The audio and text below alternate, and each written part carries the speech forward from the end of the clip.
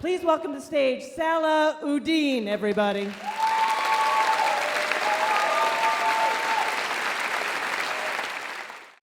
This tiny jail cell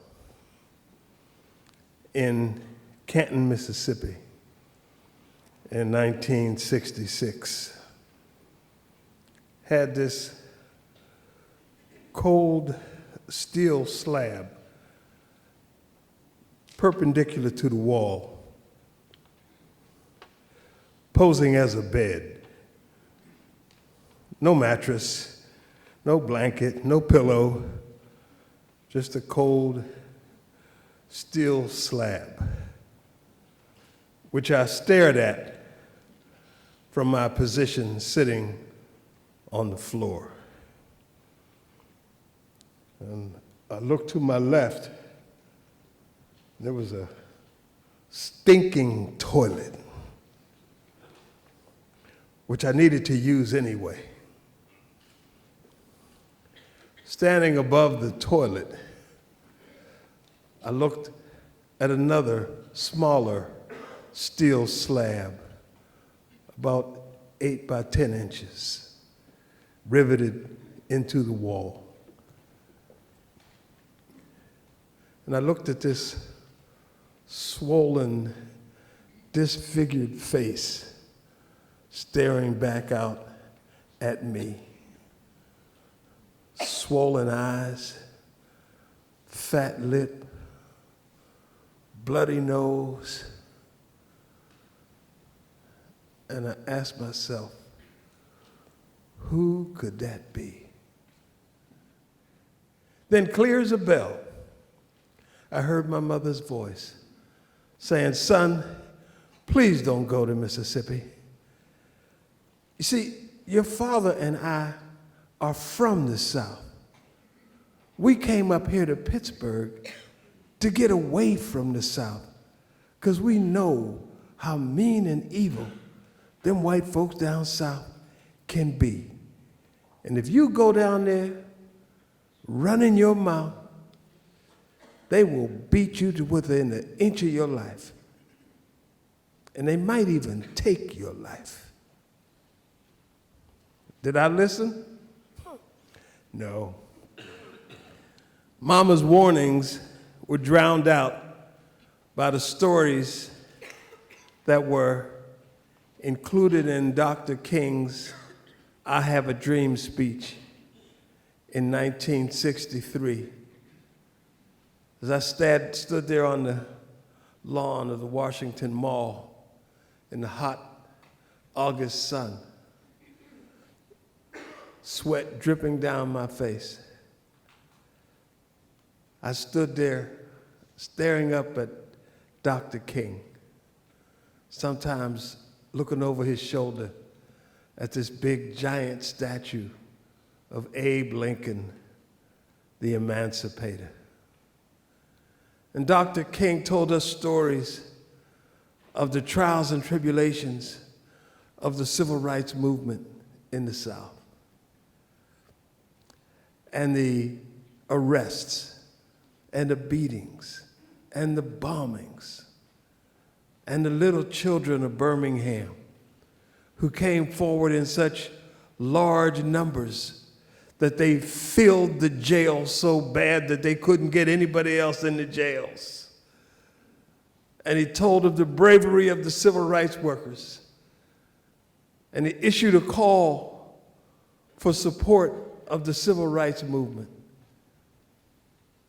And I said at that moment, I want to be a freedom rider. I want to join his movement. Now, I need to tell you a little bit about what freedom riders were and what they did, because they lived very dangerous lives. Freedom riders, we took carloads of sharecroppers and farmers up to the county seat every day, to the courthouse, to register to vote. We would take children to the all-white elementary school to desegregate the elementary school. Or we take high school students and college students to the all-white lunch counter at the 5 and 10 downtown. And my favorite was taking black worshipers to the all-white church on Sunday morning to pray. We made white folks so angry. Their whole world was being turned upside down. They was mad enough to kill, literally.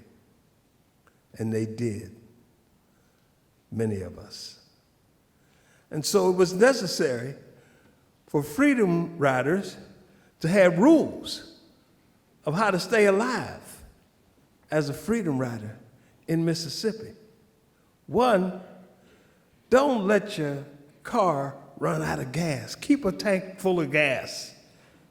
Have 4 good tires on the ground. Keep your car tuned up and your papers straight, your driver's license, your registration.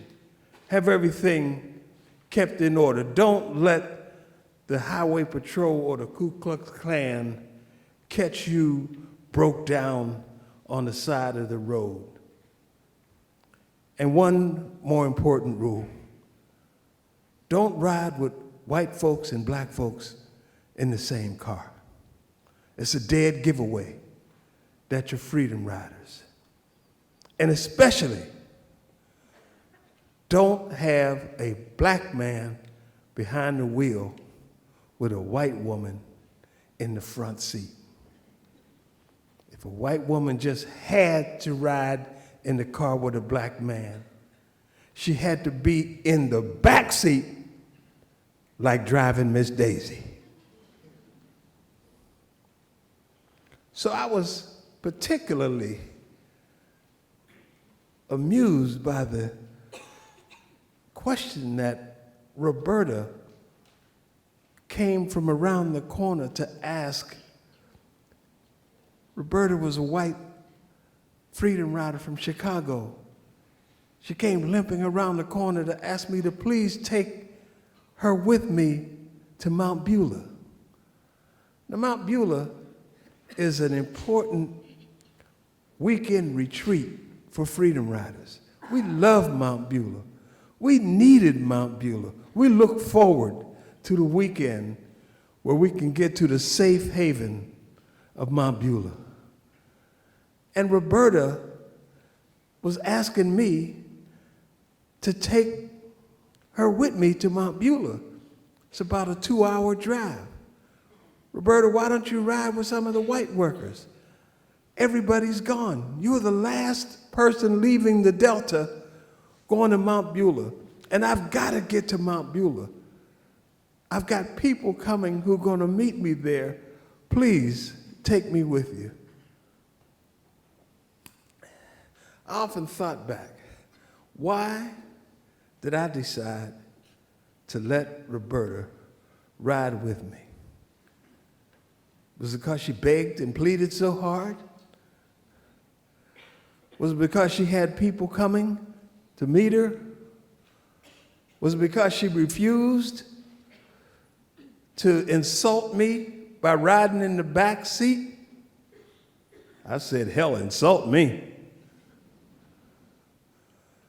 Or was it because she had polio and she walked around on these 2 crutches and she was willing to leave her home in Chicago to come and make a sacrifice for the movement in Mississippi? And so she took a chance on us. So I figured, well, I guess I'll take a chance on Roberta. Come on, get in the front seat. And we start out for Mount Beulah. It's about to get dark. We're going down Highway 51. Not much traffic. We're driving along. It's getting darker. Traffic is getting a little heavier. And I figured, well, it's the weekend. Traffic's normally heavy.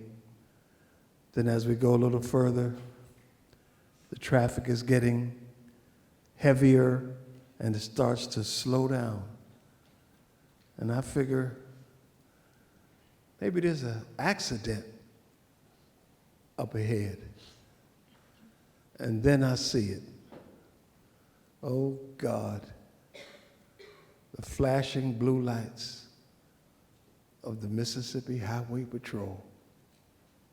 It's a Mississippi Highway Patrol roadblock. And it's too late to turn around. And by now, the police officers are waving us on, come on through. And they're looking down inside the car, and they see me behind the wheel and Roberta sitting beside me. And they're talking on their radios and waving me through. So by the time we get to the roadblock, they pull me off to the side of the road. They pull me out of the car, take me down over a ravine, and they start whipping me. It seemed like 15, 20 minutes, felt like 15 to 20 days. They made my mother's prediction come true.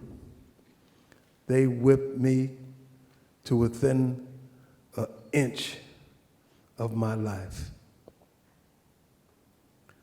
I thought I was going to jail when the police officer made me march toward the jailhouse at gunpoint. He made me go past the jail, and the only thing behind the jail was the woods. When I got to the edge of the woods, I slowed down, and he said, "Move, keep walking." And I started walking into the woods. I'm looking. I can see the traffic lights. 100 feet, 200 feet. Keep walking. 300 feet. I can't see the traffic lights no more. He stopped. I could feel the barrel of his gun against my head. He says, "You ain't gonna say yassa, is you, nigga?" Bang! My head exploded. I dropped down on my knees, blood running down my shirt. And I fell over on the ground. And I said to myself, did he shoot me in the head? Am I dead? Am I dead? Get up, nigga. I didn't shoot you. I just banged you upside the head with the butt of my gun, and it went off. But if you don't get your ass up off that ground, I'm gonna shoot you for real. And I got up. Get on back over to the jail. And I started walking back out of the woods. And I'm wondering, why didn't he shoot me?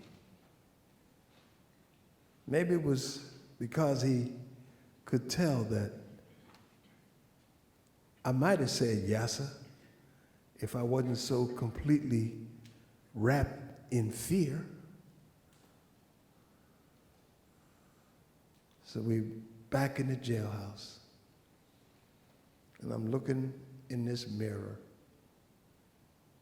at this swollen, disfigured face. And I say, I don't know why they didn't kill me, but they should have. Because now I'm committed. I'm clear. I will never stop fighting racism. I will fight racism and injustice for the rest of my life. For the rest of my life, I'm going to be a freedom rider. Thank you.